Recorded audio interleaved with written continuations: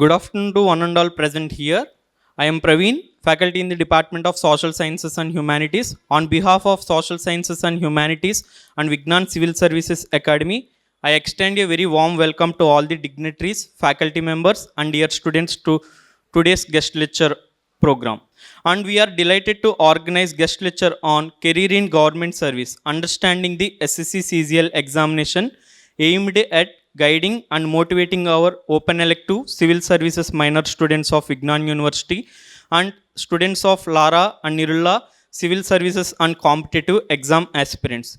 Today's program is designed to provide valuable insights and clarity to aspiring civils and government service candidates. And we are privileged to have accomplished officer and mentor with us, Mr. Raviteja sir. Now I request the guest of honor for today, Mr. L. Raviteja, Personal Secretary to the Honorable Minister for Energy, Government of Andhra Pradesh. Sir, please.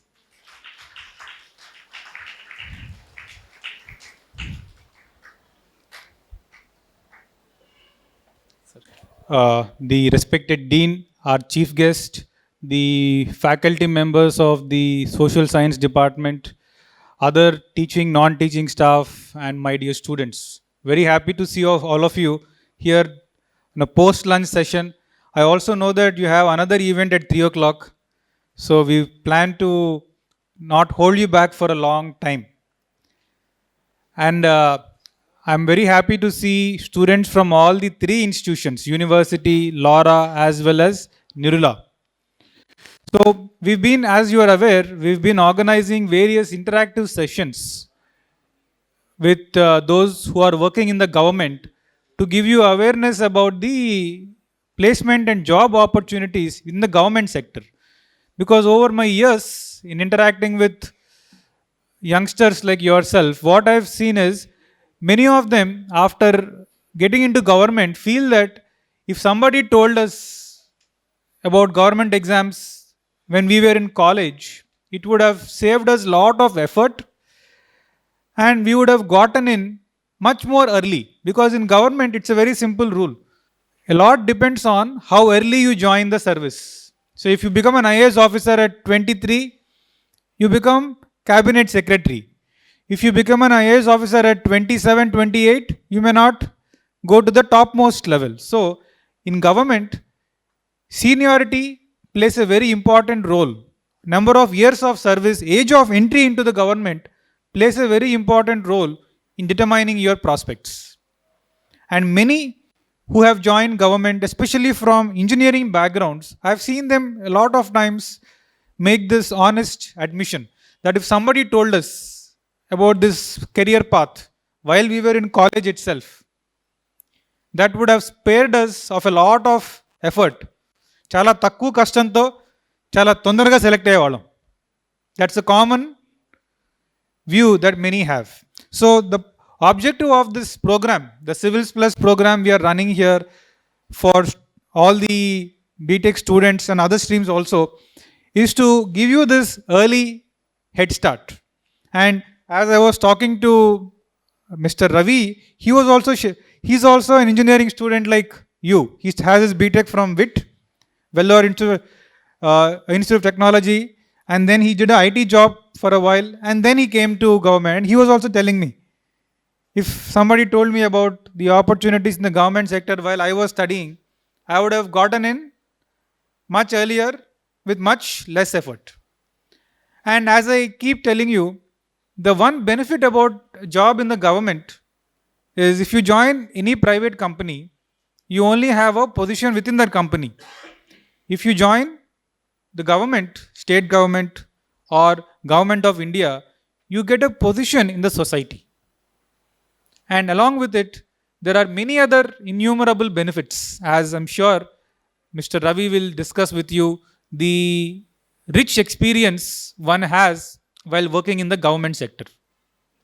And to enjoy that rich experience, it is very important to start early and have the right orientation. And that's the reason why all of us here, Praveen, me, Dean, HOD, Praveen, Mayur and myself, we are all trying to create this course where you get that early orientation while in college itself. You have that early orientation so that by the time you come out of college, you are well prepared to write the exams. Because for most of the exams, you cannot write until you are 20 or 21. So by the time you are 20, 21 years old, if you already have some context about the examination process, the syllabus, then you are ready. And another very important element which Ravi will discuss also is the mindset that is needed to handle these government exams. You need to have like a entrepreneurial mindset. You cannot say, I wrote the exam, I must pass. So you need to be willing to be open for some amount of failure once in a while and still move on and go ahead. So all that experience Rabi will share. And before I pass on the mic, I'd just like to remind you that last semester in all the three institutions, we had a orientation course on polity, and in the upcoming semester, we plan to continue the course with a fresh topic. From January 21, the history module will begin in the same format in all the three institutions. And we hope that many second and third year students here will also utilize this opportunity and use the foundation that we are trying to lay here for you while you are still in college. Right. Thank you. I welcome all of you for this very important guest lecture. Why it is important? Think over yourself. Because at the age of you, I am not preparing any competitive exam. No one is guided us. But you are the lucky persons. You are studying Vignan. You started this program last week also, few days back, civils coaching regarding that also it has happened. Because I did my PhD, but it takes so much of time, 4 years. 4 years of that much work, I can put it on this. Once I listen these things, then I feel it why I am missed during that days. But you are lucky in this aspect. You try to early age, you had to, the proper guidance is given by the university management. You try to utilize and attempt the exams. Whether you are selected or not selected, that's another matter. You try it, then automatically you will be succeed in life. You will be automatically success in your life. You become automatically a government officer in future. Certainly you should be there. If you are set the goal today itself and you achieve it, then automatically you should be. You also come here and you have to give the guest lecture next after 10 years also. It should be possible. But you don't think it is not possible. Possible, everything should be possible. You think yourself. Thank you very much for this opportunity. Respected guest, Ravateja Garu, Dean Srinivasulu Garu, Sri Harsha Garu, faculty, teaching and non-teaching students, welcome one and all. Yes, I know that most of you are embracing for that. You are preparing and are ready to work for IT after completion of their course. And most of you are preparing for that. You know that, and not only you, your parents also, aspiring parents. If you ask anyone, that I will tell that my son or daughter is going to work in the software or respectable biotechnology or anything. But as I know that is thing, right now, that as a software professionals, at the end of the month, they take away 3 packages they are taking home. You know, end of the month, what they will get. Yes, right? Every software engineer, end of the month, what they are going to get? End of the month? Salary, right? Yes, that is one package. Then what about 2 other packages? Second package is physical health problems. And the third one is most important, that is the mental health problems. This package is 3 packages together. 80% of the software engineers right now, that is the official study. And that 80% of the students, that software engineers, they are suffering with mental illness, mental problems, or the physical problems, or diabetes, or sleep pattern problems. This is the right now situation there in the software industry. I'm not discouraging you to not to go for the software, but once you enter into the software, you have to work responsibly to maintain the physical and mental health issues. So anyway, that one, if you don't have alternative, that is then when you have alternative like that government jobs, and the plenty of the government jobs in different fields, that one, as you are eligible, 100% you are eligible. And if you have to put those little small efforts and in that direction, did discipline, concentration, I think that you can achieve that one. I know that one. As he is here, he can guide you in rest of the session. You can get that good takeaway, and you are going to pursue that. Thank you, one and all. A very good afternoon to the dignitaries here and my staff members, non-teaching staff, students, everyone. A very good afternoon. First of all, to introduce myself, I am Raviteja. I can correlate my background with so many who are sitting here. I guess many of you must have come from rural areas, isn't it? నేను పల్లెటూరులో ZP స్కూల్లో Telugu medium చదువుకొని వచ్చాను. తర్వాత intermediate మీలాగే బయటకు వచ్చాను. తర్వాత గ్రాడ్యుయేషన్ విఐటి వెల్లూరులో చదివాను. నాకు అప్పుడు ఇలాంటి ఓరియంటేషన్ కోర్స్ ఎవరు చెప్పలా. In fact you are lucky enough, ఎవరికి ఆపర్చునిటీ వస్తుందని నేను అనుకోవటంలా. నాకేం కావాలి అని తెలియటానికి దాదాపుగా 3 years పట్టింది. తర్వాత సాఫ్ట్వేర్ జాబ్ చేసినప్పుడు 3 years తర్వాత నాకు అర్థమైంది. కాకపోతే ఇప్పుడు మీకు చాలామంది ఉన్నారు మీకు చెప్పడానికి. ఈ కాంపిటేటివ్ ఫీల్డ్లో ఎవరెస్ట్ లాంటి హర్ష సార్ ఉన్నారు, మీ టీచింగ్ మెంబర్స్ ఉన్నారు, మీ స్టాఫ్ ఉన్నారు, ఒక ఓరియంటేషన్ కోర్స్ జరుగుతోంది. మీ టైంలో నాకు సబ్జెక్ట్స్ పేర్లు కూడా తెలియదు, ఈ ఎగ్జామ్స్ పేర్లు కూడా తెలియదు. నాకు తెలిసి మీకులో చాలామందికి తెలిసే ఉంటాయి కదా ఇవన్నీ. ఫస్ట్ ఆఫ్ ఆల్ ఈ కోర్స్ని సరిగ్గా యూజ్ చేసుకోండి. చాలామందికి తెలియని ఆపర్చునిటీస్ మీకు తెలుస్తూ ఉంటాయి. నెంబర్ 1. నెంబర్ 2, ఈ గవర్నమెంట్ జాబ్స్ గురించి చెప్తే ఇది ఒక బ్రైట్ ఆపర్చునిటీ. మీకు ప్రైవేట్ జాబ్స్ ఉండొచ్చు, సాఫ్ట్వేర్ ఉండొచ్చు, రకరకాల ఆప్షన్స్ ఉండొచ్చు. ఇది కూడా ఒక ఆప్షన్ ఉంది, దీని గురించి కూడా తెలుసుకోండి అని చెప్పాలని నేను అనుకుంటున్నాను. డెసిషన్ మీదే, కానీ దీని గురించి తెలుసుకోండి. తర్వాత నా గ్రాడ్యుయేషన్ తర్వాత సాఫ్ట్వేర్ జాబ్ చేసిన తర్వాత కాంపిటేటివ్ ఎగ్జామ్స్కి ప్రిపేర్ అవుతూ ఉన్నాను. ఆ టైంలో నేను ఇది యాప్టిట్యూడ్ ట్రైనర్గా కూడా చేశాను. ఎందుకు చెప్తున్నా అంటే డైవర్సిటీని మీకు పరిచయం చేయాలనుకుంటున్నాను. ఆ 3 ఏళ్ళు యాప్టిట్యూడ్ ట్రైనర్గా చేస్తూ నేను కాంపిటేటివ్ ఎగ్జామ్స్కి ప్రిపేర్ అయ్యేవాడిని. అప్పుడు ఈ సీజీఎల్లో జాయిన్ అయిన తర్వాత యాజ్ అన్ ఇన్స్పెక్టర్ ఎస్ఎస్సి సీజీఎల్లో జాయిన్ అయ్యాను. Later I got promoted to superintendent of GST and customs. GST అంటే పేరు వినే ఉంటారు కదా, విన్నారా? సో హైదరాబాద్లో జిఎస్టీ అండ్ కస్టమ్స్లో సూపరింటెండెంట్గా చేస్తూ సెంట్రల్ గవర్నమెంట్కి డెప్యుటేషన్ మీద వచ్చాను. సెంటర్ టు స్టేట్ గవర్నమెంట్కి డెప్యుటేషన్ మీద వచ్చాను. Currently I'm serving as private secretary to honourable minister for energy Gottipati Ravikumar గారు. This is my introduction. Next, ఇప్పుడు మీకుండే గవర్నమెంట్ జాబ్ ఆపర్చునిటీస్ గురించి కాసేపు చెప్దాము. మధ్యలో ర్యాండమ్గా కొన్ని మిస్లేనియస్ పాయింట్స్ కూడా మాట్లాడదాం. మరి మీరు క్లాస్ అంత సీరియస్గా కూర్చోవద్దు, కొంచెం సరదాగా ఉండండి. ఓకే, ఇప్పుడు ఫస్ట్ గవర్నమెంట్ జాబ్స్ గురించి మాట్లాడితే అవైలబుల్ గవర్నమెంట్ జాబ్స్ ఏమున్నాయని చెప్తే అందరూ చెప్పినట్లే స్టార్టింగ్లో యూపీఎస్సీ అని చెప్తాను నేను. ఐఏఎస్, ఐపీఎస్, ఐఆర్ఎస్, ఐఆర్టీఎస్ ఇట్లా వేరే సర్వీసెస్ ఉన్నాయి, ఒక 20+ సర్వీసెస్ ఉన్నాయి. అలాగే ఇంజనీరింగ్ బ్యాక్గ్రౌండ్తో ఇంజనీరింగ్ సర్వీసెస్ ఎగ్జామ్స్ కూడా ఉన్నాయి, సేమ్ యూపీఎస్సీ లెవెల్ ఐఏఎస్ క్యాడర్తోనే. అది ఐడియా ఉందా? యా. అలాగే సిడిఎస్ అని, కంబైన్డ్ డిఫెన్స్ సర్వీసెస్ అని, like army officer, navy officer, air force officer అని, అది కూడా ఉంది, యూపీఎస్సీ కండక్ట్ చేసేదే. అలాగే అసిస్టెంట్ కమాండెంట్ అనే ఎగ్జామ్ కూడా ఉంది. ఈ యూపీఎస్సీ కండక్ట్ చేసే వాటిలో ఆఫీసర్ లెవెల్ పోస్టులు ఈ 4 ఉన్నాయి: engineering services, defence services, CAPF assistant commandant and civil services exams. అది యూపీఎస్సీ కండక్ట్ చేసే ఎగ్జామ్స్. దాని తర్వాత staff selection commission. Staff selection commission అనేది అదొక recruitment body which conducts exams at central level. Pan India exams ఉంటాయి.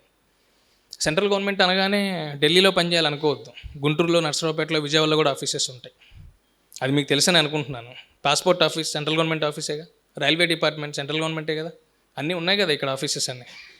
అది so ఇందులో కూడా graduate level exam, SSC conduct చేసే ఎగ్జామ్స్లో గ్రాడ్యుయేట్ లెవెల్ ఎగ్జామ్స్ ఉంటాయి. అలాగే ఇంటర్మీడియట్ క్వాలిఫికేషన్తో కండక్ట్ చేసే ఉంటాయి, 10th కండక్ట్ చేసే ఉంటాయి. So let start from graduate level exams. CGL అనేది గ్రాడ్యుయేట్ లెవెల్ ఎగ్జామ్. ఒక సీజీఎల్లో సుమారుగా ఒక 15,000 మంది రిక్రూట్మెంట్ వస్తుంది ఒక ఇయర్కి. ఈ 15,000 ఎందుకు చెప్తున్నానంటే యూపీఎస్సీలో 1000 ఉంటాయి.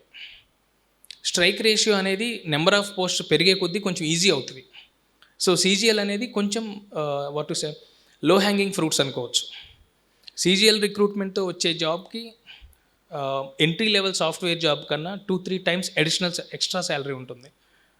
అట్లీస్ట్ 70-80Kతో స్టార్ట్ చేస్తారు సీజీఎల్ జాబ్స్లో. CGL జాబ్స్లో కొన్ని జాబ్స్ చెప్తే లైక్ ఎగ్జామినర్, ప్రివెంటివ్ ఆఫీసర్, ఈ 2 పోస్టులు వచ్చేసి కస్టమ్స్తో ఉంటాయి. Entirely you'll be working at airports or seaports. Next GST inspector అని ఉంటుంది, which I'm doing now. GST and customs మాది. Next income tax inspector, auditor, assistant, statistical investigator, assistant statistics officer in secretariat, central secretariat. Every డిపార్ట్మెంట్లో assistant క్యాడర్లో ప్రతి department ఉంటుంది. Be it railways, be it external affairs, every డిపార్ట్మెంట్లో ఉంటాయి. ఈ 16,000 పోస్టుల్ని spread చేస్తూ వస్తాయి. ఓకేనా? అలాగే SSC ఇంకా పోలీస్ ఆర్గనైజేషన్ జాబ్స్ కూడా ఉంటుంది, like sub inspector of Delhi police. ఇందాక చెప్పాను కదా, UPSC CAPF ఆర్మ్డ్ పోలీస్ ఫోర్సెస్లో కూడా రిక్రూట్ చేస్తుంది UPSC అని. అదే ఆర్మ్డ్ పోలీస్ ఫోర్సెస్లో SSC కూడా రిక్రూట్ చేస్తుంది ఎట్ SI లెవెల్. UPSC ఏమో ఎట్ DSP లెవెల్, SSC ఏమో ఎట్ SI లెవెల్ రిక్రూట్ చేస్తుంది. అలాగే junior engineer, SSC junior engineer పోస్టులు which it is engineers are eligible, like mechanical, electrical, civil ఇలాంటి technical branches eligible SSC conduct చేసే junior engineers జాబ్స్కి. అలాగే స్టేట్లో కూడా మీరు ఎలిజిబుల్లే. APPSC కండక్ట్ చేసే జాబ్స్లో ఇంజనీరింగ్ జాబ్స్ ఉంటాయి. Beat municipal department, public health department, అలాగే రూరల్ వాటర్ సప్లై డిపార్ట్మెంట్, ఇలా అన్ని డిపార్ట్మెంట్. అండ్ మెజారిటీ రిక్రూట్మెంట్ వచ్చేసరికి పవర్ డిపార్ట్మెంట్లో ఉంటుంది. ఎలక్ట్రికల్ ఇంజనీర్స్కి, మెకానికల్కి, సివిల్కి ముగ్గురికి ఉంటాయి. Maybe next 2 to 3 months we may get a notification from energy department in Andhra Pradesh. ఇక్కడ ఒక పాయింట్ ఏంటంటే, engineers will get the highest salary than any other department in the state. కొన్ని ఇన్స్టెన్సెస్లో collector కన్నా ఎక్కువ జీతం ఇంజనీర్కే ఉంటుంది. అది మీకు తెలుసని అనుకుంటున్నాను. ఇందాక మనం UPSC చెప్పుకున్నాము, SSC చెప్పుకున్నాము, అలాగే ఇప్పుడు బ్యాంకింగ్ జాబ్స్ ఉంటాయి. ఇది కూడా హైయెస్ట్ స్ట్రైక్ రేషియో ఉంటాయి, కొన్ని థౌజండ్స్లోనే ఉంటుంది రిక్రూట్మెంట్. IBPS PO అని, IBPS క్లర్క్, అలాగే SBI PO, SBI క్లర్క్, ఇవన్నీ సిమిలర్ ప్యాటర్న్తో ఉంటాయి సిలబస్. లైక్ మేజర్గా ఉండేది English and maths, reasoning, aptitude. You can say it's not maths actually, English, aptitude, reasoning. ఇవే మీకు ప్లేస్మెంట్ ఎంట్రీ ఎగ్జామ్స్లో, ప్లేస్మెంట్ ట్రైనింగ్లో ఉంటుంది. అవే మీకు GREలో ఉంటాయి. మీకు వినపడే పదాలే, కొత్తవేం కాదు ఇవి. అలాగే రైల్వే రిక్రూట్మెంట్ బోర్డు పెట్టే ఎగ్జామ్స్ ఉంటాయి, లైక్ NTPC అని, నాన్ టెక్నికల్ పాపులర్ కేటగిరీస్ అని ఉంటుంది, like traffic assistant, commercial apprentice ఇట్లా. అలాగే రైల్వేస్లో జూనియర్ ఇంజనీర్ పోస్ట్ కూడా ఉంటుంది. రైల్వేస్ ఇచ్చే రిక్రూట్మెంట్లో కూడా థౌజండ్స్లో ఉంటాయి. నేను చెప్పిన థౌజండ్స్లో ఉండే notifications SSC CGL and banking jobs, RRB jobs, ఇవన్నీ థౌజండ్స్లో ఉంటాయి. ఎందుకు థౌజండ్స్ అని చెప్తూ ఉన్నానంటే, అందరం 3-4 years 5 years కూర్చొని గవర్నమెంట్ జాబ్కి ప్రిపేర్ అయ్యే వెసులుబాటు ఉండకపోవచ్చు. కొంతమందికి జాబ్ ఇమీడియట్ నెసెసిటీ ఉండొచ్చు. సో స్ట్రైక్ రేషియో ఎక్కువ ఉన్న వాటిని ఫస్ట్ టార్గెట్ చేసి ఒక జాబ్లో సెటిల్ అయిన తర్వాత ఇంకో జాబ్స్కు ట్రై చేయొచ్చు. నేను అదే చేశాను.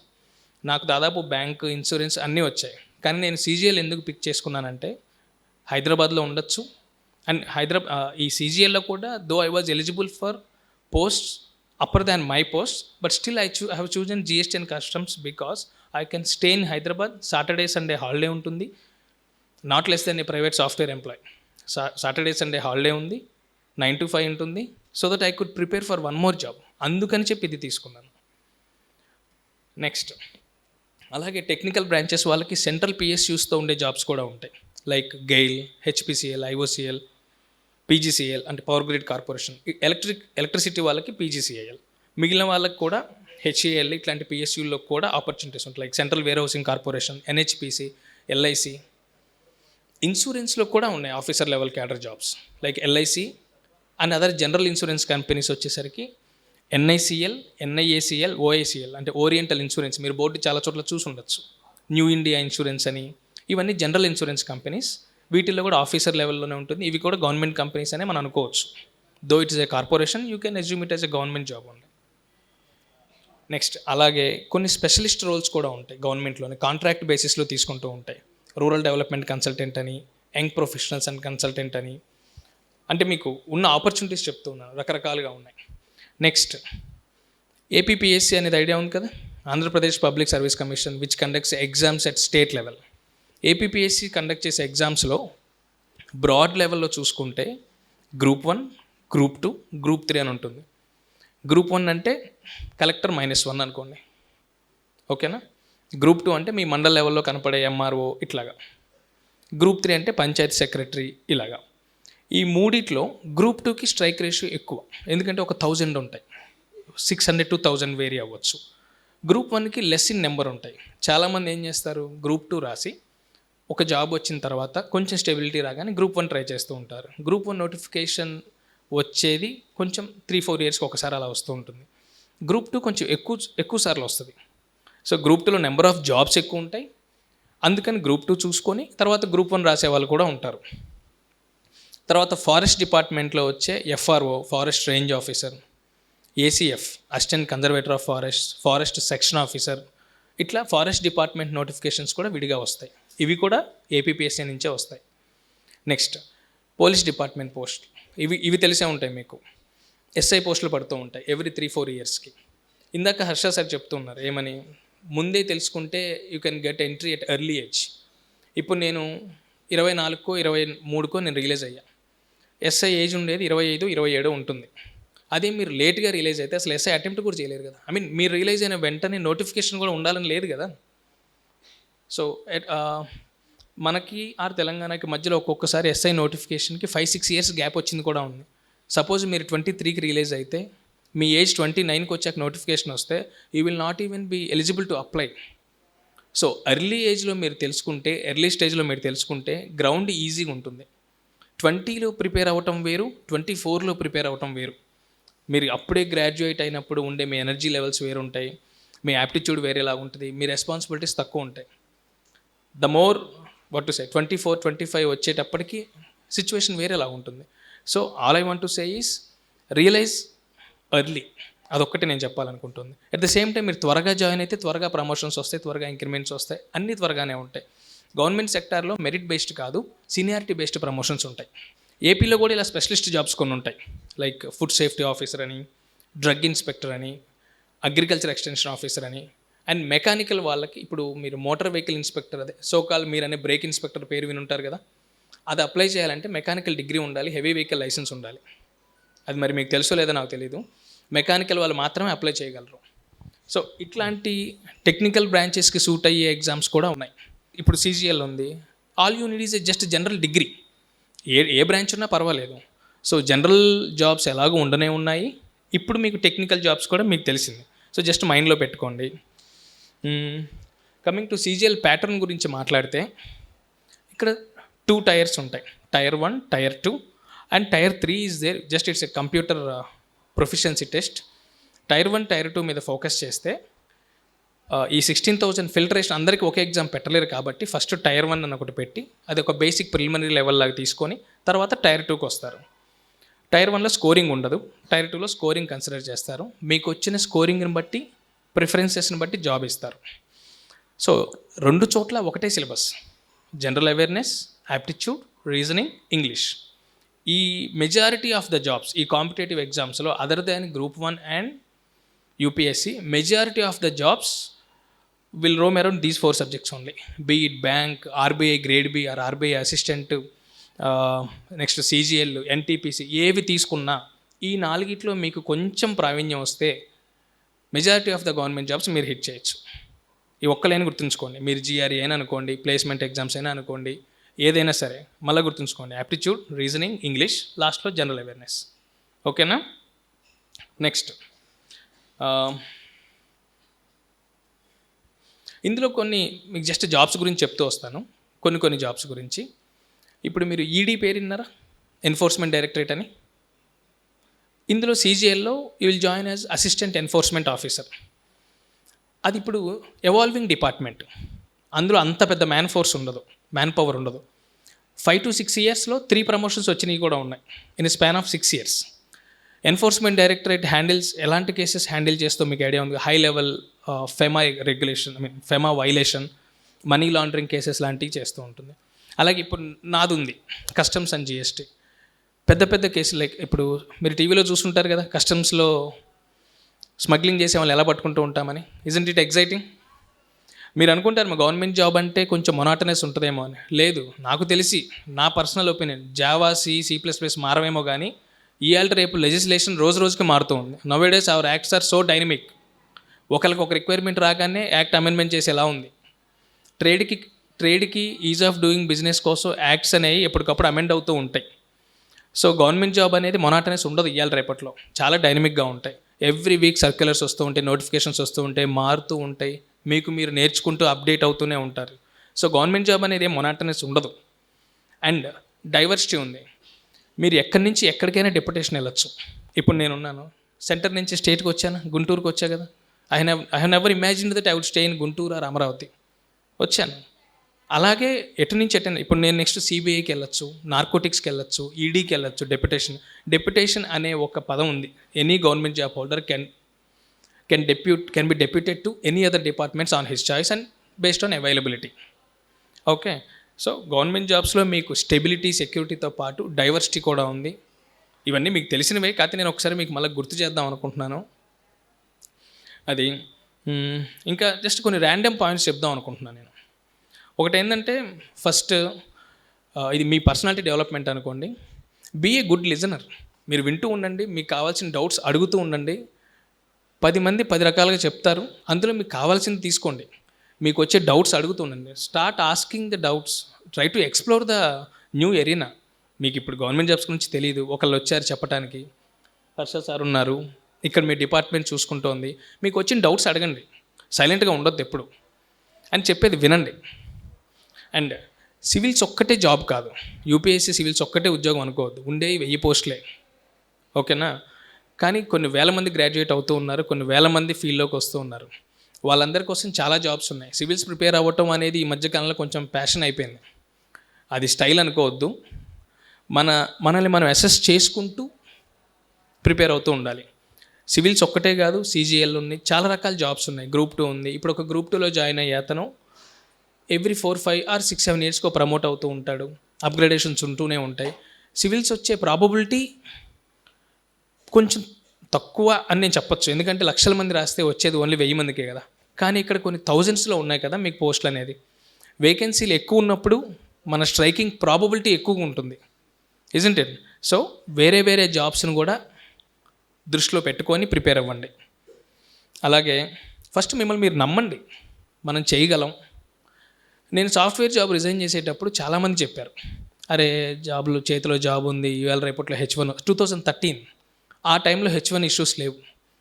H1 వస్తుంది, ఇంకొక 2 ఏళ్ళు ఉంటే ఉండొచ్చు కదా అన్నారు. కాకపోతే నాకు ఎందుకు అనిపించింది that's not my cup of tea అని. దట్ వాజ్ ఎ రిస్కీ మూమెంటే. ఒక లోయర్ స్ట్రాటా ఫ్యామిలీ నుంచి వచ్చినోడు, ఒక సాఫ్ట్వేర్ జాబ్ చేతిలో ఉన్నది రిజైన్ చేసి వచ్చి ప్రిపేర్ అవ్వటం అనేది, do you really think it's an easy task? కానీ అనిపించింది చేయగలం, ఒక ఛాన్స్ తీసుకుందాము అని. వచ్చాను, నన్ను నేను నమ్మాను. ఒక 6 నెలలు పట్టింది అర్థం కావటానికి. నాకు అప్పుడు మీలాగే ఇలాంటి ఓరియంటేషన్ కోర్సులు లేవు కదా, సో నాకు నేనే తెలుసుకోవాల్సి వచ్చింది. ఒక 6 నెలలు టైం పట్టినా కానీ then I started getting expertise on the subject. అప్పటి నుంచి ఇంక వెనక్కి చూసుకున్నది లేదు. రాసిన ప్రతిదీ క్లియర్ అయ్యేది. 1 by 1 దాటుకుంటూ వెళ్ళాను. కానీ వీటన్నిటికీ కారణం ఎక్కడ? నన్ను నేను నమ్మాను, నాకు కావాల్సింది ఏదో నేను తెలుసుకున్నా. అని యూ డోంట్ బిలీవ్, నేను ఒక్కసారి కూడా కోచింగ్కి వెళ్ళలేదు. ఇప్పుడు ఒక్క క్లాస్ కూడా నాకు అటెండ్ అవ్వలేదు నేను. మరి ఎలా వచ్చింది అంటే, నాకు ఒక ప్రాపర్ మెంటార్ ఉన్నాడు, నాకు ఒక మంచి టీం ఉంది, నన్ను గైడ్ చేయడానికి ఉన్నారు. కరెక్ట్గా చెప్తే ఒక గుడ్ ట్రైనింగ్ కన్నా ఒక గుడ్ మెంటార్ ఉంటే చాలు. మీకు ఏం చేయాలి అని చెప్పడంతో పాటు ఏం చేయకూడదో కూడా చెప్పేవాడు కావాలి. ఒకప్పుడు మెటీరియల్ అవైలబిలిటీ కష్టం, కానీ ఇవాళ రోజుల్లో మెటీరియల్ అవైలబిలిటీ అని అసలు కష్టమే కాదు. ఇన్ఫ్యాక్ట్ ఏ మెటీరియల్ చదవకూడదో తెలుసుకుంటే చాలు, అంతుంది మీకు ఇంటర్నెట్లో కంటెంట్. నెక్స్ట్ ఇంకొక అప్రహెన్షన్ చూశాను ఈ మధ్యకాలంలో నేను. మేము ఓపెన్ క్యాండిడేట్స్ అండి, మాకు ఎక్కడ ఉద్యోగాలు వస్తాయని. అది ఒక మిత్ అంట. ఇప్పుడు నేను ఓపెన్లోనే ఉన్నాను, ఓపెన్లోనే రాశాను, నాకు 7-8 తగిలినాయి. సో ఎవరికైనా ఇంతే. అండ్ నీకు కావాల్సింది ఒకటే కదా, 50% ఓపెనే కదా, నీకేం 50% అవసరం లేదు కదా. 10,000 జాబుల్లో నీకు కావాల్సింది ఒకటి. సో అదేమన్నా పెద్ద కష్టమా? సో ఈ మిత్ వదిలేసేయండి. ఓపెన్లో గవర్నమెంట్ జాబ్స్ రావు అనే మిత్ వదిలేసేయండి. నెక్స్ట్, ఫినాన్షియల్ స్ట్రెంగ్త్ ఉంటేనే మనం ఎక్కువసేపు ప్రిపేర్ అవ్వగలమేమో అని మీరు అనుకోవాల్సిన పని లేదు. జస్ట్ ఒక 1 year కూర్చొని ఎఫర్ట్ చేసుకొని చదివితే, ఒక జాబ్లో జాయిన్ అయిన తర్వాత నీకు కావాల్సిన జాబ్ మళ్ళీ ప్రిపేర్ అవ్వు, ఇబ్బంది ఏముంది? ఒకేసారి 5 years కూర్చొని ఒకే జాబ్ ప్రిపేర్ అవ్వాల్సిన అవసరం లేదు కదా. సో ఒక జాబ్ వచ్చిన తర్వాత ఇంకో జాబ్కి వెళ్ళే ఆపర్చునిటీ కూడా ఉంటుంది, అది కూడా మనసులో పెట్టుకోండి. నెక్స్ట్, ఇది ఆ గవర్నమెంట్ జాబ్స్ చెప్తున్నాం కదా, ప్లేస్మెంట్స్ వదిలేద్దాం అని అనుకోమాకండి. దేన్ని దాందే, మీరు గవర్నమెంట్ జాబ్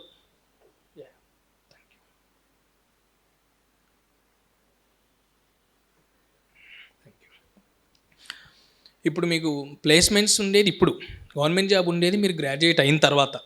రెండింటిని లింక్ చేయొద్దు. నేను జిఆర్ఈ టోఫెల్ రాసి అమెరికా వెళ్ళిపోతాను సార్, నాకెందుకు ప్లేస్మెంట్స్ అనొద్దు. Enjoy the sense of achievement. నేను ఎప్పుడు చెప్తూ ఉంటాను, సెన్స్ ఆఫ్ అచీవ్మెంట్ అని ఒకటి ఉంటుంది. ఆ అచీవ్ చేస్తే కానీ తెలియదు. మీరు ఒక ప్లేస్మెంట్ తెచ్చుకోండి, తెచ్చుకున్న తర్వాత గవర్నమెంట్ జాబ్కి ప్రిపేర్ అవ్వండి మీకు ఇంట్రెస్ట్ ఉంటే. అంతేగాని ప్రిపేర్ అవ్వాలి కదా అని చెప్పేసి నేను ప్లేస్మెంట్స్ కూర్చొని అనొద్దు. నువ్వు ప్రిపేర్ అవుతున్నా కూడా సమాజం అంటది, జనరల్గా లైటర్ నోట్లో చెప్తున్నా, వీడికి ఏం రాలేదు అందుకే గవర్నమెంట్ జాబ్ అని చెప్పి తిరుగుతూ ఉన్నాడు అంటారు. నాకు ప్లేస్మెంట్ వచ్చింది, నేను అది తీసుకోలేదు, నాకు ఇంట్రెస్ట్ ఇటువైపు ఉంది అని చెప్పే లైన్ రావాలి నాకు మీ దగ్గర నుంచి. And one should enjoy the pride in rejection also. ఒకసారి ఒక జాబ్ తీసుకొని నేను చేయలేదు, నేను ప్లేస్మెంట్స్ వద్దనుకున్నాను జాబ్ని, నేను గవర్నమెంట్ జాబ్ కోసం వెళ్ళాను అని చెప్పే దాంట్లో ఒక కిక్ ఉంటుంది. అది ఆ కిక్ ఎక్స్పీరియన్స్ అయితే కానీ తెలియదు. గుర్తుపెట్టుకోండి, 4th ఇయర్లో మీరు అదే ఫాలో అవ్వాలి, ఇంట్రెస్ట్ ఉన్న క్యాండిడేట్స్.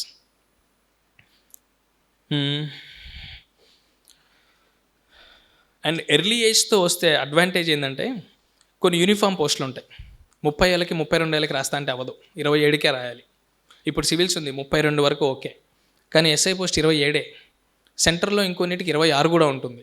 సో యూనిఫామ్ పోస్టులు మిస్ అవ్వకూడదు అంటే ఎర్లీ ఏజ్లో రావాలి. ఇప్పుడు గ్రూప్ 1 42 ఇయర్స్ వరకు ఉంది, కానీ గ్రూప్ 1లో ఒక 100 పోస్టులు ఉంటాయి ఫర్సే, అందులో యూనిఫామ్ పోస్టులు ఒక 15 ఉంటాయి. ఆ 15కి ఎలిజిబిలిటీ 28 ఉంటుంది. సో అక్కడే ఆపర్చునిటీ మిస్ అయిపోతుంది కదా. సో రైట్ ఏజ్లో రైట్ లైన్లో స్ట్రైక్ చేయాలి ఎప్పుడైనా. నెక్స్ట్, మీరు నేను ఎప్పుడు ఒక లైన్ చూశాను నేను, ఆ లైన్ నాకు ఎప్పుడు కరెక్టే అనిపించింది. ఏంటంటే, when you want something all the universe conspires in helping you achieve it. ఇది మన ఆల్కెమిస్ట్ బుక్లో ఉంటుంది. నిజంగా అనుకొని చూడండి, మీ లైఫ్లో కూడా చాలా జరిగి ఉంటాయి. నాకెప్పుడు అదే అనిపిస్తూ ఉంటుంది. అరే జాబ్ వదిలేసి వస్తున్నాము, ఏమన్నా కుదురుద్దా అనుకున్నా, అసలు నెల ఖర్చులకు గోల్ లేవే, సాఫ్ట్వేర్ జాబ్ వదిలేసాము, ఎవరిని అడగాలి అనుకున్నా, యాప్టిట్యూడ్ ట్రైనర్ రూపంలో ఒక ఆపర్చునిటీ వచ్చింది. అలాగే ఇంటర్ అయిపోయిన తర్వాత వేటీలో ఫీజు కట్టాలి ఎలా అనుకున్నా, బ్యాంక్ అతను ముందుకు వచ్చి లోన్ ఇచ్చాడు, నాకు తెలియదు బ్యాంక్ లోన్ అడగచ్చు అని. అలాగే సెంటర్ నుంచి స్టేట్కి వద్దామా అని ఆలోచించగానే లక్కీగా ఒక పర్సన్ వచ్చి వీ వాంట్ యూ అని చెప్పేసి తీసుకున్నాడు. ఇలా సో మెనీ ఇన్స్టెన్సెస్ జరిగాయి. 10th తర్వాత ఇంటర్కి కూడా ఫీజు కట్టడానికి లేవు నాకు, ఉంటే నేను జెడ్పీ స్కూల్లో చదవను కదా. సో అప్పుడు కూడా ఇంకో రకమైన హెల్ప్ వచ్చింది. ఎవ్రీ స్టేజ్లో నువ్వు నిజంగా అనుకుంటే, మనస్ఫూర్తిగా అనుకొని ఎఫర్ట్స్ పెడితే, there will be someone to help you. గుర్తుంచుకోండి, ఇలా అది నిజం అవుతుంది. నెక్స్ట్, ఈ స్ట్రైక్ రేషియో గురించి గుర్తుపెట్టుకోండి. ఎక్కువ స్ట్రైక్ రేషియో ఉన్న ఎగ్జామ్స్ చూసుకుంటే బాగుంటుంది. అలాగే ఇది కూడా గుర్తుంది కదా, గవర్నమెంట్ ఆఫ్ ఇండియా అంటే ఢిల్లీ లెవెల్ జాబ్సే కాదు, మన గల్లీలో కూడా ఉంటాయి జాబ్స్ అని. విజయవాడలో ఉన్నాయి, గుంటూరులో ఉన్నాయి. So I'll also, Ravi spoke very well, I'm sure.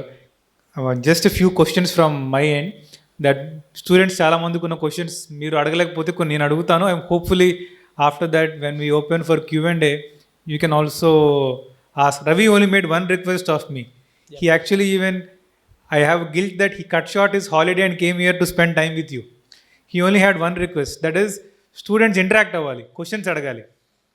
So please get ready and ఏదైనా questions ఉంటే feel free to ask. Meanwhile, generally whatever questions that students keep reaching out to us, I have a few of them.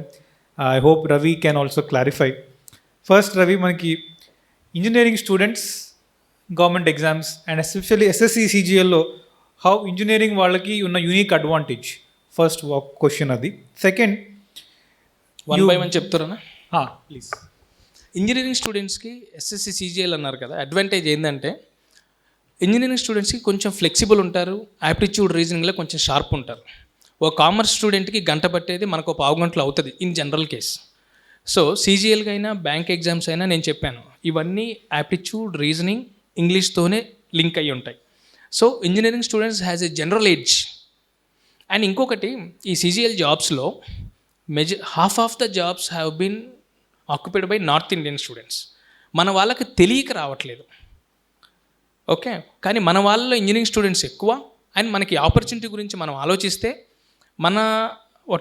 మన number కూడా పెరుగుతుంది. So అదొకటి గుర్తుంచుకోండి. And engineering students వాళ్ళకి ఈ syllabus ఈజీగా ఉంటుంది. మీరు ఒక్కసారి ఫోకస్ చేస్తే అది మీకు అడ్వాంటేజ్ అవుతుంది. Especially, I think civils-లో social science students have some inherent advantage. కానీ CGL-లో engineering వాళ్ళకి there is unique advantage. That's a very important point. Next, you also touched on this point, Ravi, failure. And generally, students have a very hesitation towards failure. So can you elaborate on how failure in competitive exams is different from failure in college exams? And what is the mindset one should have when coming for competitive exams? Failures అందరికీ వస్తూనే ఉంటాయి కదా. ఒకరోజు వస్తుంది, ఈ year రాస్తావు ఒక notification, next year మళ్ళీ వస్తుంది. అదొక్కటేనా ఉంది? ఇప్పుడు మనం ఎన్ని ఎగ్జామ్స్ మాట్లాడుకున్నాం, ఒక సిలబస్తో ఒక ఇయర్లో కనీసం 10 ఎగ్జామ్స్ రాయొచ్చు. అండ్ నువ్వు ఫెయిల్యూర్ అయితేనే కదా నీ డ్రాబ్యాక్ ఎక్కడుంది ఏంటని తెలిసేది. సో ఫెయిల్యూర్స్ అనేది కొంచెం ప్రిపేర్డ్గానే రండి. ఫస్ట్ రోజే మనకు అన్నీ మీ ఇంజనీరింగ్ అవ్వడానికి ఎన్ని సంవత్సరాలు పడుతుంది? 4 ఏళ్ళు పడుతుంది. 40 ఏళ్ళ కెరీర్ కోసం ఒక 2 ఏళ్ళు ఉండలేరా? అంతే కదా, 2 ఏళ్ళు 2 అటెంప్ట్లేగా మహా అయితే. ఫోకస్డ్గా కూర్చుంటే ఫస్ట్ అటెంప్ట్ వస్తాయి. కానీ లక్ ఫ్యాక్టర్ కూడా ఉంటుంది కాబట్టి ప్రతిదీ ఫస్ట్ అటెంప్ట్లో రావాలని లేదు. కొంచెం ఓపిక్గా ఉండి ఫస్ట్ ఉండాల్సింది కొంచెం commitment, dedication, flexibility and persistence. కొంచెం ఓపిక్గా కష్టపడాలి. 1 సంవత్సరం 2 ఏళ్ళు 3 ఏళ్ళు కష్టపడితే 40 ఏళ్ళు ఉంటుంది. అమ్మో జాబ్ ఫైర్ అవుద్దేమో, అమ్మో H1 వీసా అయిపోద్దేమో, అమ్మో వీడు పంపించేస్తాడేమో, ఇవేమీ లేవుగా. 40 ఏళ్ళు మీరు ఇక్కడే ఉంటారు. అది. సో ఫెయిల్యూర్స్ అనేది కామనే, కానీ దాన్ని కోపప్ చేసుకోవటానికి నీకు అదే చెప్తుంది ఇందాక, ఒక మెంటార్, ఒక మంచి టీం ఉంటే ఫెయిల్యూర్ అనేది రాకపోవచ్చు, వచ్చినా దాన్ని త్వరగానే ఓవర్కమ్ చేయొచ్చు. మన మైండ్లో 2 to 3 years అని చెప్పి ఫిక్స్ అయ్యి వస్తే పెద్ద కష్టం కాదు. అండ్ మీరు ఏ అనే జాబ్కి రాశారు, ఏ ఇయర్ రాలేదు, ఈ ఇయర్ BCDEFG వరకు నోటిఫికేషన్స్ ఉన్నాయి కదా, వేరేది రాయండి, నెక్స్ట్ ఇయర్ ఆ ఎగ్జామ్స్ రాయండి. Thank you, Ravi. Next, and 2 related issues, adding to what Ravi has said, the importance of group and like-minded friends. Like Ravi has politely pointed out, in the age of internet age lo content material deficit ledu, classes coaching is optional, not mandatory. What makes a lot of difference is one mentor and having a group of like-minded people to prepare with. So what is its role and how it had influenced your journey? నా కేసే చెప్తాను. మేము 3 ఉన్నాము. నేను Telugu medium అయినా నేను ఇంగ్లీష్లో strong, వాళ్ళు మ్యాథ్స్లో స్ట్రాంగ్. ప్రిపరేషన్ మొదలుపెట్టినప్పుడు నాకు మ్యాథ్స్లో 120 వస్తుండే 200కి. In a span of 4 months my score was about 170. 4 నెలల్లోనే. నేను తోపని కాదు, చెప్పిన వాళ్ళు తోపని. అదే కరెక్ట్ టీం ఉంటే మీకు ఈజీగా గ్రాస్ప్ చేసుకోవచ్చు. You may not ask everything to the faculty, కానీ నీకు సరైన టీం ఉంటే, కాంప్లిమెంటింగ్ టీం ఉంటే చాలా ఈజీ అయిపోతుంది టాస్క్ అనేది. అలాగే వాళ్ళకి, నా ఫ్రెండ్స్కి ఇంగ్లీష్లో కొంచెం వీక్ ఉండే, సో ఇద్దరం మ్యూచువల్ బెనిఫిట్ అయ్యాం. నాదే కాదు, నేను వేరే కేసులో కూడా చూశాను. ఒక ప్రాపర్ టీం ఉంటే నీకు టైం ఎఫర్ట్స్ చాలా తగ్గుతాయి. ఒక 5 సబ్జెక్ట్స్ని ఒక్కడే ప్రిపేర్ అవ్వాలి, అదే 4 ఉన్నారనుకో. ఇది మీకు బాగానే తెలుసు అనుకుంటున్నాను, ఎగ్జామ్స్ ముందు మీరు చేసేదే ఈ పని. నేను దాన్నే మళ్ళీ రిమైండ్ చేస్తున్నాను మీకు. ఒక 4 ఉంటే 4 సబ్జెక్ట్స్ చూసి ప్రాపర్ మెటీరియల్ ఏది అని చెప్పేస్తారు. లైక్ మైండెడ్ పీపుల్, ఎఫర్ట్స్ మీలాగే పెట్టే మనుషులు ఒక 4 ఉంటే మీకు ఎఫర్ట్స్ చాలా ఈజీ, ఎఫర్ట్స్ తగ్గుతాయి, రిజల్ట్ పెరుగుతుంది. అండ్ నేను GST అండ్ కస్టమ్స్లో ఇన్స్పెక్టర్, నా ఫ్రెండ్ చెన్నై కస్టమ్స్లో ఇన్స్పెక్టర్, ఇంకొకళ్ళు AG ఆఫీస్లో ఆడిటర్, 3 CGL పోస్టులే. 3 కలిసే ప్రిపేర్ అయ్యాం. ఇది జస్ట్ మీకు ఎగ్జాంపుల్ చెప్తున్నాను. ఒక మెంటార్ ఉంటే ఏం చేయకూడదో చెప్తారు. ఇప్పుడు ఎగ్జాంపుల్ చెప్తా. ఒక చిన్న జాబ్ వచ్చింది, నీకు జాబ్లో జాయిన్ అవ్వాల్సిన అవసరం అంత తొందరగా ఏం లేదు. నువ్వు ఇంకొక 1 year ఆగైనా మంచి జాబ్ కొట్టగలవు. అదే నీకు ప్రాపర్ మెంటార్ ఉన్నాడు అనుకో, చెప్తాడు నీకు, అరే ఇప్పుడు అంత తొందర లేదు, ఇప్పుడే వచ్చింది కదా, జస్ట్ ట్రయల్ చేసావు, నువ్వు ఏం చేసింది దానికి కాదు, నువ్వు ఏం చేసింది వేరే దానికి, నీకు అది డ్యూ కోర్స్లో వచ్చిన జాబు, నీకు అంత ఫినాన్షియల్ డిఫికల్టీస్ ఇప్పుడు ఏం లేవు కదా, అంత ఎమర్జెన్సీ లేదు కదా. సొసైటీ చెప్తూ ఉంటుంది, అరే గవర్నమెంట్ జాబ్ వదులుకోవద్దు, చిన్న జాబ్ అయినా చేరు అని. Many of my friends were what to say, they were capable, still they have joined in the intermediate jobs. వాళ్ళు కానీ ఇంకొక సంవత్సరం కూర్చుంటే వాళ్ళకి సివిల్స్ వచ్చేదేమో అని నేను స్ట్రాంగ్గా ఫీల్ అయ్యేవాడిని. కానీ వాళ్ళు ఆ సొసైటల్ ప్రెషర్తో వాళ్ళు జాయిన్ అయిపోయారు. తర్వాత అటెంప్ట్స్ ఇచ్చినా కూడా వాళ్ళకి చదివేంత టైం దొరక్క సివిల్స్ క్రాక్ చేయలేకపోయారు. వాళ్ళకి జాయిన్ అయ్యే టైంలో ఆ జాబ్ అంత ఇంపార్టెంట్ కాదు. అదే కానీ వాళ్ళకి ఎవరైనా కరెక్ట్ మెంటార్ చెప్పుంటే, అరే ఈ జాబ్ నీకు నెక్స్ట్ ఇయర్ రాసినా కూడా వస్తుంది, ఇంకొక 1 year ఆగచ్చు కదా అని చెప్పుంటే వాడు ఆగేవాడు, నెక్స్ట్ ఇయర్ సివిల్స్ వచ్చేదేమో. నీకు మెంటర్ ఎగ్జాంపుల్ చెప్పాను. ఇలా సో మెనీ ఆస్పెక్ట్స్లో ఒక మెంటర్, ఒక టీమ్ ఉంటే నీకు టాస్క్ చాలా ఈజీ అయిపోద్ది. ఆలోచించండి, మీకు అర్థం అవుద్ది. And one very important thing about government is not just the pay also. మీకు వచ్చే rich, diverse exposure. So Ravi worked in different areas. For a while he worked in Hyderabad airport. So more than me, I'd like Ravi to give us some detail about the different workplaces that he has spent his time so far. To give an exposure of diversity. In a private sector job, you will sit before a computer and do a specialized role for many years. But government sector offers you diversity, and I hope Ravi can shed some light on the diversity he has experienced. ఇందాక చెప్పాను కదా మీకు, C++, Java, DevOps ఏం మారవు నాకు తెలిసినంతవరకు. Project మారచ్చేమో కానీ language అయితే మారదు కదా.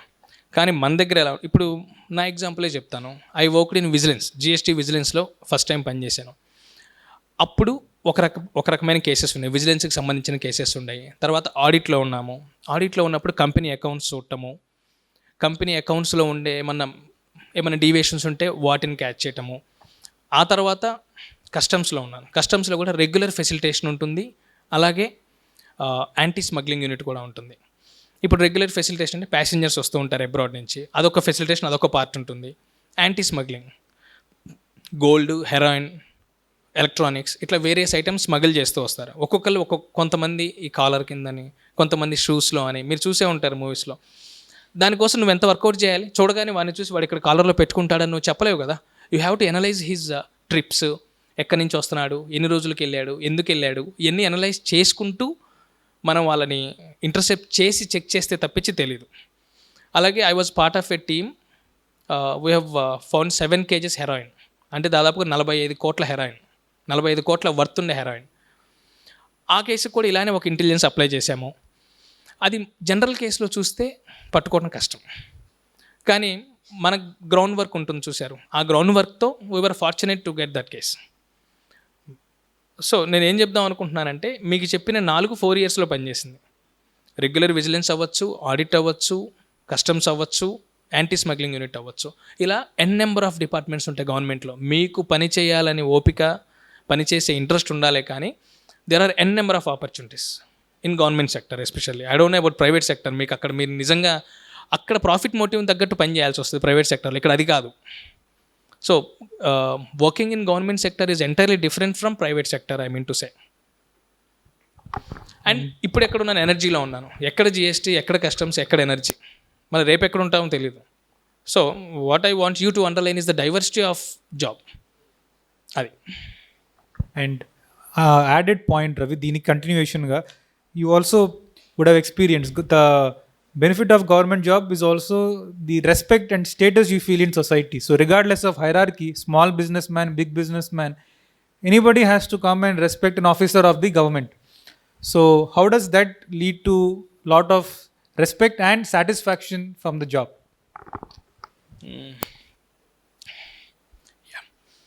1000 కోట్ల కంపెనీ అయినా 10 కోట్ల కంపెనీ అయినా వాడికి GST రిజిస్ట్రేషన్ ఉండాల్సిందే. బేసిక్ గైడ్లైన్స్ అనేది ఫాలో అవ్వాల్సిందే. అది 10,000 కోట్ల కంపెనీ అయినా సరే, be it GST licence or be it labour licence, ఏ లైసెన్స్ అయినా సరే స్టాట్యూటరీ కంప్లైన్స్ ఫాలో అవ్వాల్సిందే. అది ఒకటి. నెంబర్ 2, ఇప్పుడు నేను ఇక్కడికి వచ్చిన తర్వాత ఒక company, let us not name the company, వాళ్ళు అడిగారు మాకు కావాల్సిన ఎలక్ట్రిసిటీ కనెక్షన్ కొంచెం తొందరగా ఇప్పించండి అని, ఒక 1 monthలో అయినా చేయండి కొంచెం అని కొంచెం అడిగారు.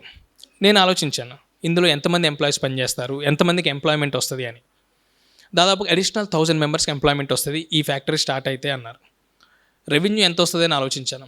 గవర్నమెంట్కి వచ్చే రెవెన్యూ 1000 మెంబర్స్కి ఎంప్లాయ్మెంట్ వచ్చేది. ఈ రెండింటి కోసం I have finished that work in 4 days. ఆ డిస్ట్రిక్ట్ ఎలక్ట్రిసిటీ డిపార్ట్మెంట్ని చాలా ఇబ్బంది పెట్టాను నేను. కానీ ఇబ్బంది పెట్టిన నేనేం ఆలోచించాను, 1000 మెంబర్స్కి అడిషనల్ ఎంప్లాయ్మెంట్ వస్తుంది. Can we real get an opportunity then? Can we get that opportunity any time? అది ప్రైవేట్లో ఎప్పుడు రాదు కదా మీకు. You will make richer in the private sector, right? I'm not what to say, నేను మీకు డిఫరెన్స్ చెప్తున్నా అంతే, నేను ఏం కమెంట్ చేయటం లేదు. ప్రైవేట్ సెక్టార్లో వచ్చేది అది, యూ విల్ మేక్ రిచర్, కానీ ఇక్కడ ఒక సాటిస్ఫాక్షన్ ఉంటుంది చూశారు.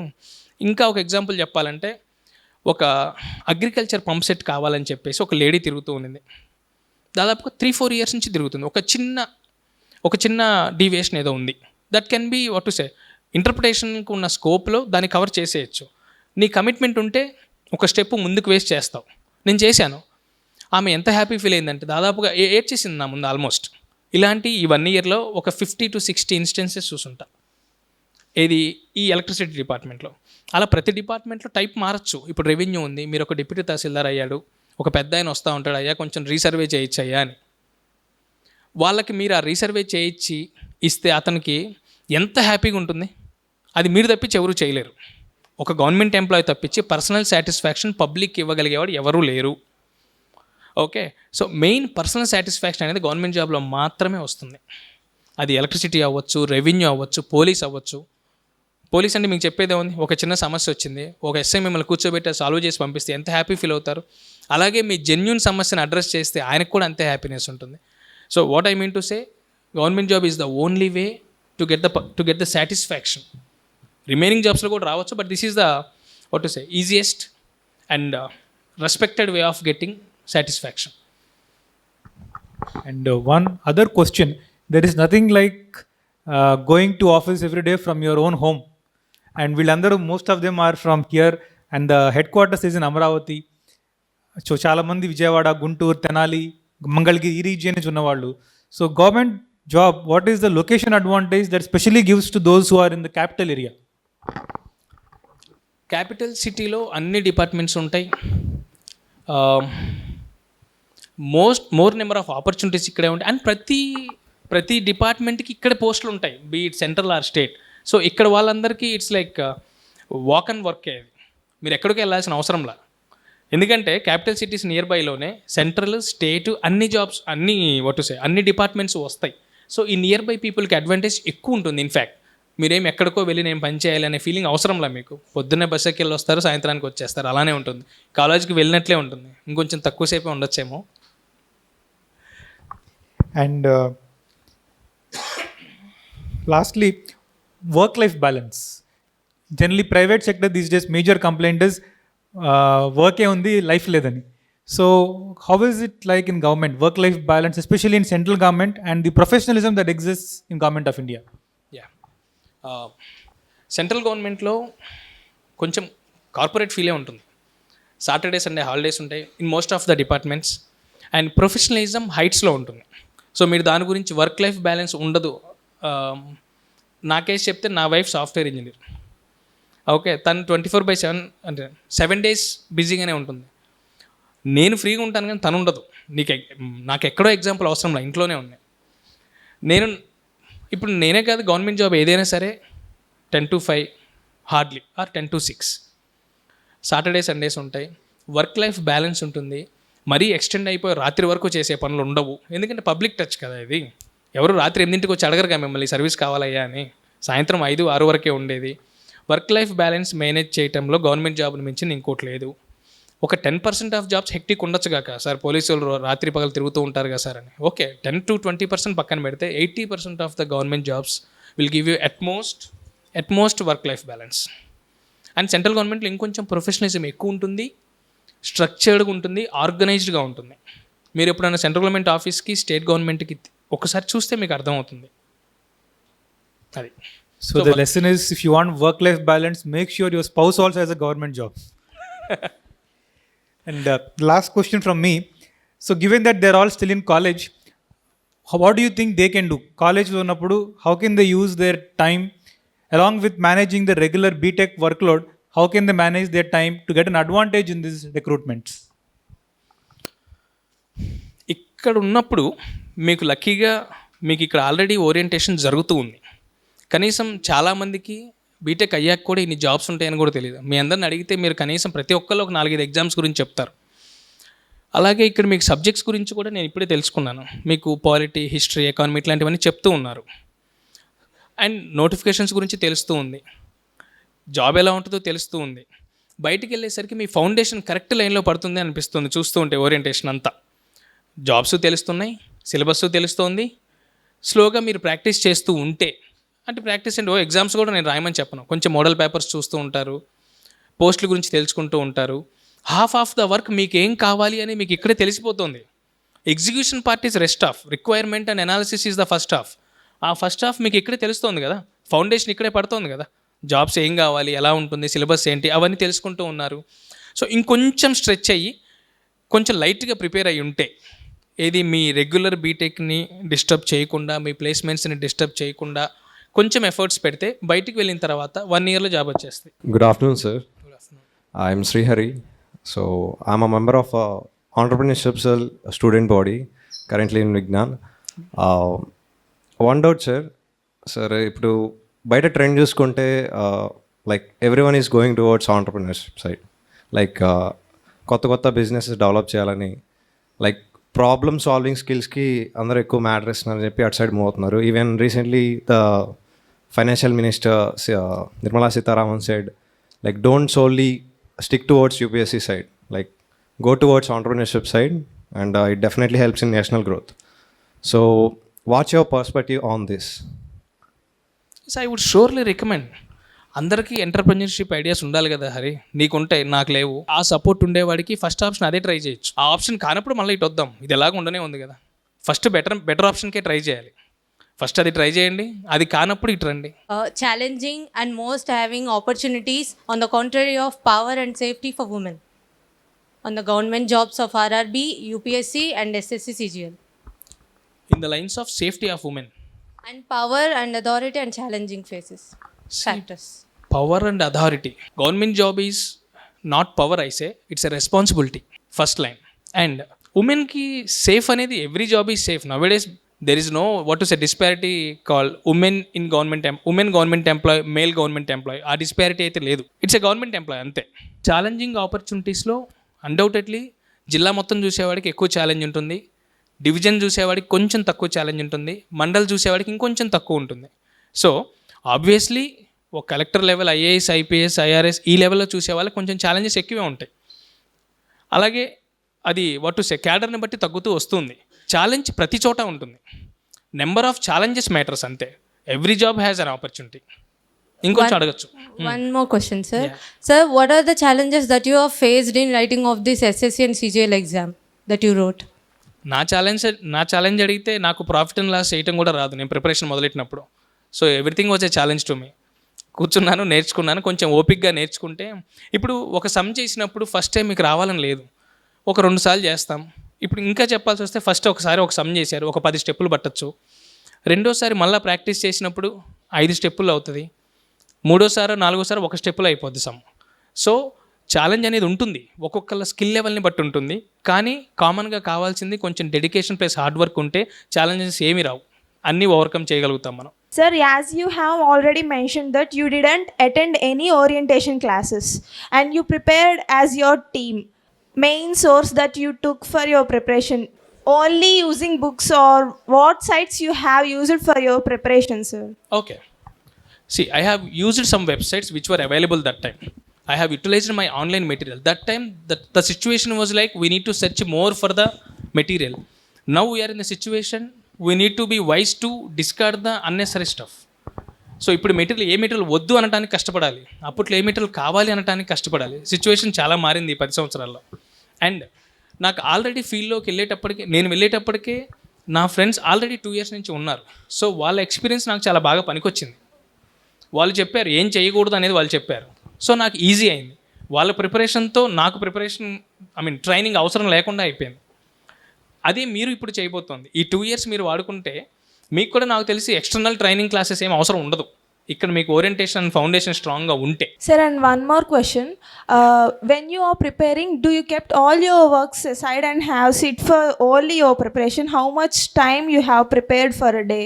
రోజుకి 20 గంటలు చదివాను అని చెప్తే అది అబద్ధమే అవుతుంది ఎవరు చెప్పినా సరే. ఒక 12 గంటలు కూర్చుంటే క్వాలిటీ టైం 8 to 10 hours ఉంటుంది. నేను ఎప్పుడు చెప్తూ ఉంటాను, ప్రిపరేషన్ అనేది ఎంజాయ్ చేస్తూ ఉండాలి. బర్డెన్గా ఉంటే ఎక్కువ రోజులు చేయలేము. సో ఎంజాయ్మెంట్ అనేది రోజుకి 18 గంటలు చదివితే రాదు. నేను ఎలా పెట్టుకునేవానంటే ఒక చిన్న టాస్క్ అవ్వగానే ఓ చీటింగ్ అవర్లా పెట్టుకునేవాడిని. లైక్ ఈ పార్ట్ అవ్వగానే ఒక సినిమాకి వెళ్ళేవాడిని, కానీ ఈ పార్ట్ ఎగ్గొట్టి నేను సినిమాకి వెళ్ళలే ఇప్పుడు. పీరియాడికల్ ఇంప్రూవ్మెంట్స్ పెట్టుకుంటూ ఎంటర్టైన్మెంట్ ఫోకస్ చేసేవాడిని. రోజుకి 10-12 గంటల మించి నేను ఎప్పుడు చదవలే. అంతకుమించి చదవలేం కూడా. 8 గంటలు పడుకుంటే ఇంకొన్ని ఎంత మనకి 16 కదా. 16లో 12 గంటలు అనేది చాలా గుడ్ అమౌంట్ ఆఫ్ టైం అంట నేను. అందులో మీరు 12 కూర్చుంటే 8 to 10 hours will be the quality time. That is enough. Even IAS కొట్టిన వాళ్ళని ఎవరైనా ఇంతే చేసేది. What do beginners most misunderstand about the SSC, CGL or any government exams? అదే మనం అనుకున్న కొన్ని మిత్స్ ఉన్నాయి కదా. అమ్మో ఓపెన్లో జాబ్ వస్తుందా, ఓపెన్ కేటగిరీకి రాదు కదా, అండ్ అబ్బా ఢిల్లీకి వెళ్ళి పని చేయాలేమో అంటారు. కాదు, గల్లీలో కూడా ఉంటాయని మనం అనుకున్నాం. నెంబర్ 2, ఇప్పుడు మ్యాథ్స్ నాకు అసలే రాదు అంటారు. But this is aptitude and reasoning. Maths కాదు, నాకు మ్యాథ్స్ రాదు. చెప్పే కదా, ప్రాఫిట్ అండ్ లాస్ వేయటం కూడా రాదు నాకు. ఫస్ట్ నా బీటెక్ అయిపోయేసరికి నేను నేర్చుకోలే ఎప్పుడు. తర్వాత కూర్చొని స్లోగా మొదలెడితే ఒక 4-5 months పట్టింది బేసిక్స్ అర్థం చేసుకోవడానికి. నాకు రాదు అనే మిత్ ఒకటి, ఓపెన్ అనేది ఒకటి, నెక్స్ట్ ఎక్కడికో వెళ్ళి జాబ్ చేయాలనేది ఒకటి, జీతాలు తక్కువేమో అంటారు. లేదు, at least 2 to 3 times of initial private employee salary will get, no doubt about it. ఈ 4 myths నాకు తెలుసు. మీరు ఇంకేమైనా చెప్తే అవి కూడా యాడ్ చేస్తా. నాకు చాలా ఎక్సీడింగ్లీ బ్రిలియంట్. నేను చూసినప్పుడు తను ఏ ఎగ్జామ్ రాసినా చాలా 0.25 marksతో కట్ ఆఫ్ పోయింది, 1 marksతో కట్ ఆఫ్ పోయింది. సో అలాంటి డిసెంకరేజ్మెంట్ని మీరు ఎలా ఏ అడ్వైస్తో ఓవర్కమ్ చేయొచ్చు అంటారు సార్? చాలా ఎగ్జామ్స్ రాశాడా? చాలా ఎగ్జామ్స్ రాశాడు. చాలా ఎక్సైటింగ్ బ్రిలియంట్. నేను చాలా దగ్గర ఉండి చాలాసార్లు చూశాను సార్. చాలా ఎగ్జామ్స్ రాశాడు. చాలానే అట్లానే పోయినాయి. జస్ట్ మార్జిన్స్తోనే నాకు తెలిసి ఒక 20-30 ఎగ్జామ్స్ పోయి ఉంటాయి సార్ వరుసగా 3 yearsలోనే. సో అలాంటి డిసడ్వాంటేజెస్ కూడా ఉన్నాయి కదా సార్ ఎస్ఎస్సి, సిజిఎల్లో. అలా ఎలా ఓవర్కమ్ చేయగలరు అని అంటారు సార్ మీరు? చెప్తాను. ఇక్కడ ఈ కేసు కాకుండా జనరల్ లైన్స్లో మాట్లాడుకుందాం. ఓకే, ఎక్కడైనా ఫెయిల్యూర్ ఉంటుంది. అండ్ గవర్నమెంట్ జాబ్ రాయటానికి ఎక్సీడింగ్ బ్రిలియంట్ అసలు అవసరమే లేదు. అసలు అవసరం లేదు. నీకు కావాల్సింది హార్డ్ వర్క్ చేసే ఓపిక ఉండాలి, డెడికేషన్ ఉండాలి. బ్రిలియన్స్ అనేది కొంచెం తక్కువ ఉన్నా పర్లా. అందరూ బ్రిలియన్స్ ఎక్కడవుతారు? అండ్ ఈ లైన్ ఫస్ట్ గుర్తుంచుకోండి. బ్రిలియన్స్ అవసరం లేదు, కావాల్సింది హార్డ్ వర్క్. నెక్స్ట్, ఇప్పుడు 20 రకాల ఎగ్జామ్స్ రాస్తే ఫెయిల్ అయితే ఒకే ఎగ్జామ్ 3-4 సార్లు రాస్తే సక్సెస్ అవుతామేమో. మాటికి వేరియస్ ఎగ్జామ్స్ రాస్తూ ఉంటే ఒక్కొక్క టైప్ ఆఫ్ ప్రిపరేషన్ వేరుంటుంది, సిలబస్ వేరుంటుంది. సో ఒకే దాని మీద కొంచెం ఫోకస్డ్గా రాస్తే వచ్చే ఛాన్స్ ఉండొచ్చు. అండ్ ఆ కొంచెం మార్జిన్లో పోతూ ఉందంటే మన తప్పులు ఎక్కడ జరుగుతున్నాయి అనేది కొంచెం సరిగ్గా అసెస్ చేసుకోవాలి. డిసడ్వాంటేజ్ ఉన్నాయి, ఐ అగ్రి, కానీ ఈవెన్చువల్లీ అవి పోతాయి. ఇప్పుడు ఈ ఇయర్ ఒక ఎగ్జామ్ ఒక 2 marksతో పోయిందనుకోండి, మీకు తెలుస్తుంది కదా ఎక్కడ మిస్ అయింది అని. అది నెక్స్ట్ ఇయర్ వస్తుంది కదా జాబ్, మళ్ళీ అప్పుడు కవర్ చేసుకోవాలి కదా. సో సమ్వేర్ మన అసెస్మెంట్ పార్ట్ చెక్ చేసుకోవాలి. సపోజ్ సీజీఎల్లో మిస్ అయింది, కిందకి రండి, సిహెచ్ఎస్ఎల్ ఇంటర్మీడియట్ లెవెల్ ఎగ్జామ్. ముందు ఒక జాబ్ అవసరం, ఒక లెవెల్ తగ్గించి రాస్తే ఈజీ అవుతుందేమో కదా. ముందు లోపలికి వెళ్ళిన తర్వాత మళ్ళీ రాయండి, ఇంకోసారి సీజీఎల్ రాయండి. ఇప్పుడు సివిల్స్ ప్రిపేర్ అవుతూ ఉంటారు, 3 years 4 years రాస్తారు, కొద్దిలో మిస్ అవుతూ ఉంటుంది. కానీ ఇయర్ బై ఇయర్ మన ఎనర్జీ లెవెల్స్ తగ్గుతాయి, మన సొసైటల్ ప్రెజర్స్ పెరుగుతాయి. అప్పుడు ఏం చేయాలి? సో అందుకనే 2 years అవ్వగానే, జనరల్ టైం 2 to 3 years అవ్వగానే ఒక వేరే జాబ్ ఆపర్చునిటీ చూసుకొని మళ్ళీ మనం కంటిన్యూ చేస్తూ ఉంటే మనకు ఆ ప్రెజర్స్ ఉండవు కదా అంటూ ఉంటాను నేను. Good afternoon, sir. Good afternoon. This is Chandrika. Sir, as you said that engineering exams are mostly equal to UPSC exams. What made you to choose SSC CGL than engineering exams? I'm not a good engineer. చెప్పే కదా, మీ టైంలో నా టైంలో కూడా మీకు మళ్ళీ orientation ఉంటే నేను కొద్దిగా చదువుండేవాన్నేమో శ్రద్ధగా. పెద్దగా నేను గ్రాడ్యుయేషన్లో చదవలేదు, నాకు టెక్నికల్ ఫౌండేషన్ అంతగా లేదు, అండ్ టెక్నికల్గా ఇంట్రెస్ట్ తక్కువ ఉంది. సో అందుకే నేను జర్నలిస్టిక్ స్ట్రీమ్ వైపు వచ్చాను, టెక్నికల్ స్ట్రీమ్ వైపు రాలేదు. And I'm from computers background. So computers బ్యాక్గ్రౌండ్లో కొంచెం ఆపర్చునిటీస్ తక్కువ ఉంటాయి. That is also a reason. So, one question. As you said that you are from computer department, did you get any, like you said, placements and anything? ఇప్పుడు బ్యాంక్స్లో, insurance కంపెనీస్లో specialist officer for IT అని చెప్పి ఒకటి ఉంటుంది. కానీ opportunities చాలా తక్కువ ఉంటాయి. ఏది సిఎస్సిలో గవర్నమెంట్ ఆపర్చునిటీస్ కొంచెం తక్కువ ఉంటాయి. కొంచెం కాదు, చాలా తక్కువనే అనుకోవచ్చు. జనరల్ డిగ్రీలో రాయొచ్చు మీరు సిఎస్సి నుంచి ఉంటే. So, one last that, Yeah. can I know that what is the family support you got from by preparing these examinations? What is your family support? నాకు ఫ్యామిలీ నుంచి ఫినాన్షియల్గా సపోర్ట్ చేసే స్ట్రెంగ్త్ నాకు family support లేదు. మీకు ఇది కూడా చెప్పొచ్చు, financial strength family side నుంచి లేకపోయినా ట్రై చేయొచ్చు. అందుకే నేను, మీరు అడగలేదు ఎందుకు యాప్టిట్యూడ్ ట్రైనర్గా చేశారు, చదువుకోమని పంపిస్తే చదువుకోవచ్చు కదా, ఇవన్నీ ఎందుకు అని. నా సస్టెనెన్స్ కోసం నేను జాబ్ చేశాను. అది నాకు ఫ్యామిలీ సపోర్ట్ లేదు. ఫ్యామిలీ నుంచి ఫినాన్షియల్ సపోర్ట్ లేదు, మోరల్ సపోర్ట్ ఉంది. మాది రూరల్ బ్యాక్గ్రౌండ్ అయినా చేతిలో ఒక ఎంఎన్సీ జాబ్ ఉన్నా మా అమ్మ అన్నది, సరే అయ్యా చదువుకుంటా అంటే చదువుకో, ఒక 3 ఏళ్ళ ఎక్స్పీరియన్స్ ఉంది కదా, ఒక 3 ఏళ్ళు ట్రై చేశాక మళ్ళీ వెనక్కి వచ్చి నీకు సాఫ్ట్వేర్ జాబ్ ఎలాగో దొరుకుద్ది కదా, ఎక్స్పీరియన్స్ ఉంది కదా అని. నా ఫ్యామిలీ నుంచి నాకు మోరల్ సపోర్ట్ ఉంది. అదే ఫినాన్షియల్ ప్లస్ మోరల్ సపోర్ట్ రెండు ఉంటే you are blessed. Missing by narrow margin. Over my experience, I've seen some students who go through. అది ఎంత అవుట్లయర్ కేసు అంటే ఫస్ట్ అటెంప్ట్లో ఫస్ట్ టైం ఐఏఎస్ అయిపోయే కేసు ఎంత అవుట్లయరో ఇది కూడా అంతే outlier. So there are very few who are extremely lucky. రాయగానే first attempt IAS home cadre వచ్చేస్తుంది. There are very few are very unlucky. పాపం ఎన్నిసార్లు రాసినా వెరీ నేరోగా పోతుంది. But the problem with those cases is whenever you are, like Ravi rightly said, రాసి రాకపోతే కొంచెం బ్రేక్ తీసుకోవాలి ఒక్కొక్కసారి. When you keep writing repeatedly pressure పెరుగుతుంది, pressure of failure, and repeatedly your self esteem takes a hit. నాకు రావట్లేదేంటి, నేను ఒక ఫెయిల్యూర్ అన్న ప్రెషర్ బిల్డ్ అయిపోయి యూ గెట్ సమ్టైమ్స్ మన అప్వర్డ్ ట్రాజెక్టరీ ఉండకుండా we have downward trajectory. With time we become worse off. టైంతో ఇంప్రూవ్ అవ్వం, టైంతో డిక్లైన్ అవుతాం.